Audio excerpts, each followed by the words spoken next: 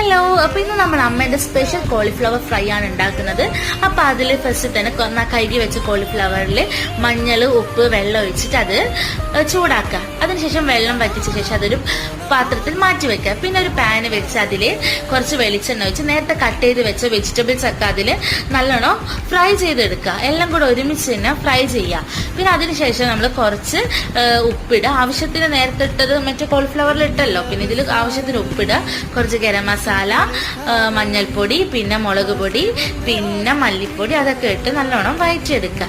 പിന്നെ നേരത്തെ നമ്മൾ മാറ്റി വെച്ച കോളിഫ്ലവർ ഇല്ലേ, അത് നമ്മൾ ഇതിലേക്ക് മിക്സ് ചെയ്യുക.